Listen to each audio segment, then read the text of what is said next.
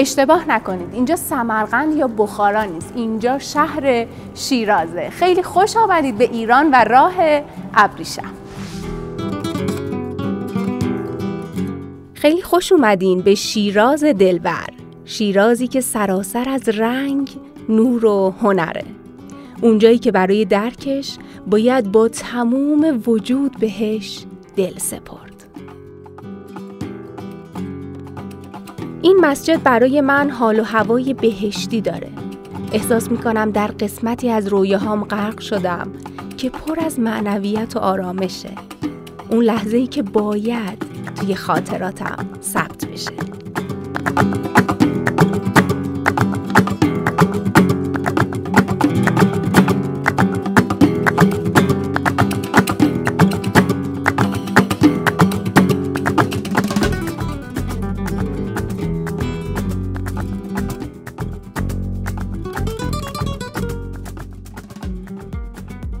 قطعا اگر از من بپرسن زیباترین و رویایی ترین لوکیشن شیراز کجاست، من میگم مسجد نصیرالملک. اونجایی که با شیشه های رنگیش، با این نور زیبایی که داره، میتونه مقصد خیلی از گردشگرا باشه برای عکاسی‌های درجه 1. خودتون ببینید لذت ببرید. از هر سفری عکساشه که به یادگار میمونه و من مطمئنم این عکس میتونه خاطره انگیزترین عکس شیراز باشه برای هر مسافری.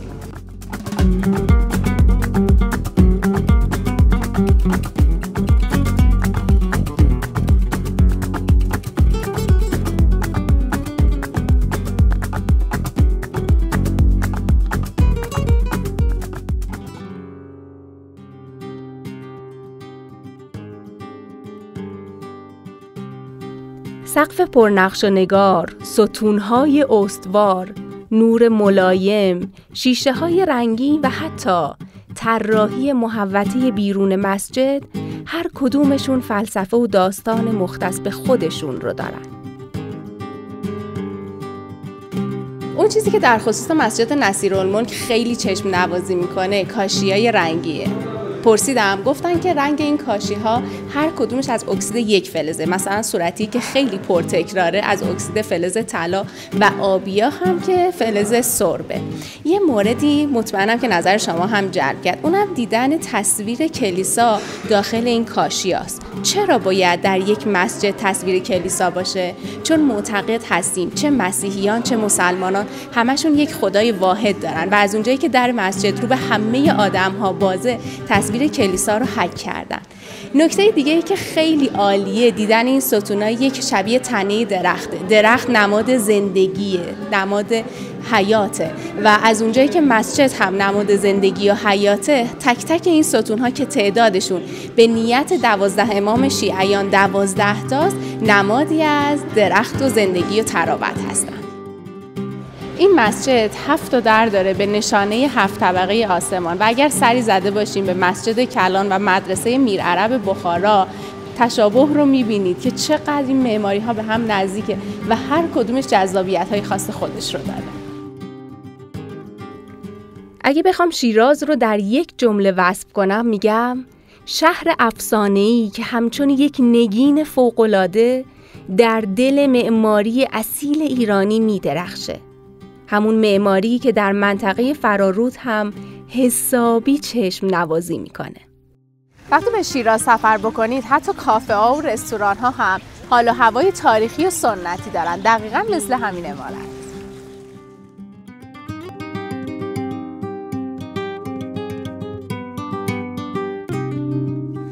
وقتی این همه صفا و سرسبزی شیراز رو میبینم، تازه متوجه میشم که چرا حافظ شیرازی گفته خوشا شیراز و وضع بی‌مثالش، خداوند مخواه هرگز زوالش. آدم روحش تازه میشه توی این محیط. بعد از غذای خوشمزه شیرازی با این آب و هوای عالی، اگه گفتید الان نوبت چیه؟ یکی از فرهنگ ایرانی‌ها که مطمئنم شما هم ازش استقبال میکنید چای خوردنه. یعنی ایرانی‌ها در هر فصلی در هر شرایطی چای رو از دست نمیدن، مخصوصا بعد از غذا.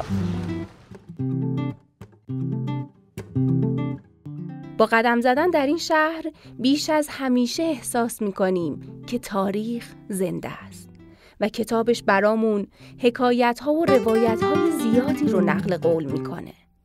زندگی در دل افسانه‌ها که میگن دقیقاً همینجاست.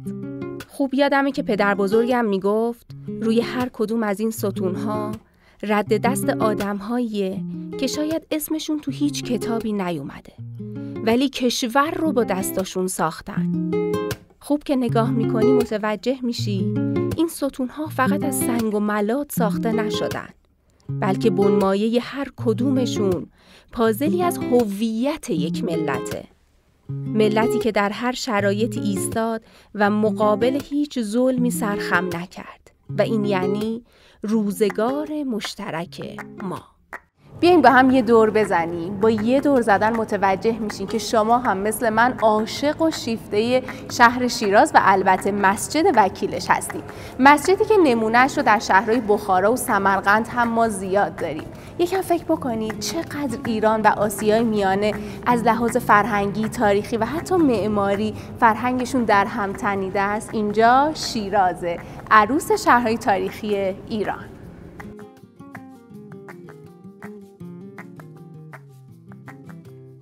نبض تپنده هر شهری بازارشه. شیراز ضمن اون فضای مدرنی که الان داره هنوزم سبک تاریخی و سنتی خودش رو حفظ کرده. یکی از اون جاهایی که حتما باید بهش سر بزنید اگر که علاقه دارید به فضای سنتی، بازار وکیله.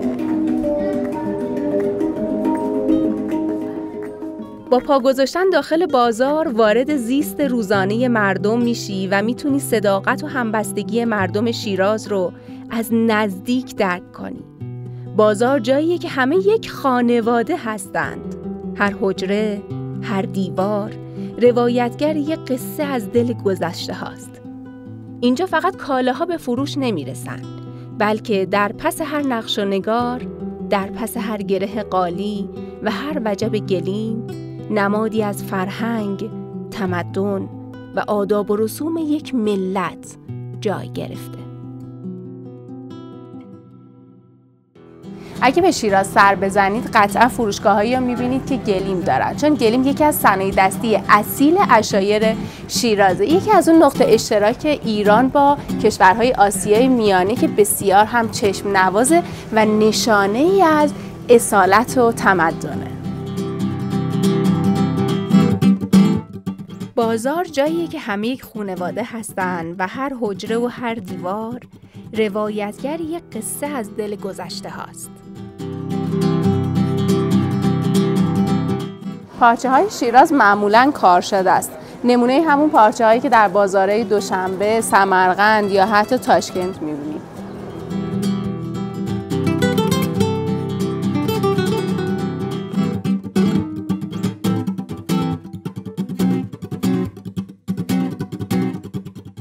از بازار وکیل و فضای سنتی شیراز بریم سراغ فضای امروزی و پاساژهای مدرنش. می‌خوایم بریم عفیف‌آباد و معالی‌آباد ببینیم چه خبره.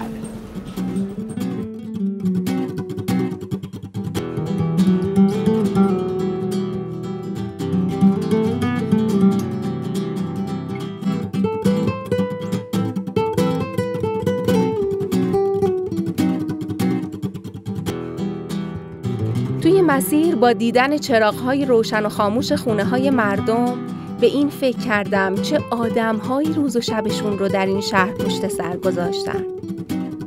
چه مردها و چه زنهایی در طول سده‌های گذشته از این خیابونا گذر کردن و حالا این من و شماییم که اینجا هستیم در قلب شیراز.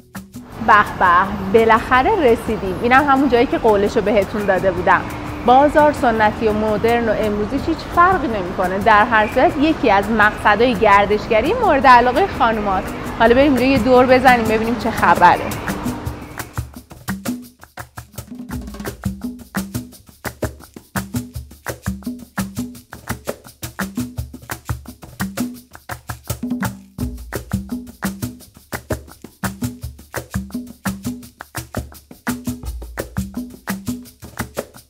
خوبی بازارهای مدرن اینه که همه فروشگاه‌ها رو در کنار همدیگه داره، یعنی از جواهر و طلا فروشی گرفته تا فودکورت و شهربازی و حتی کافه.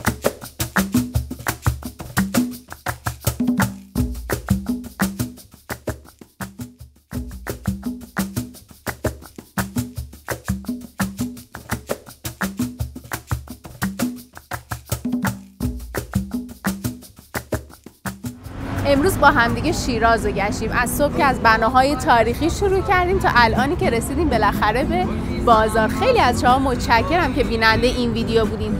راه ابریشم این قسمت تموم میشه، اما ماجرای شیراز ما همچنان ادامه.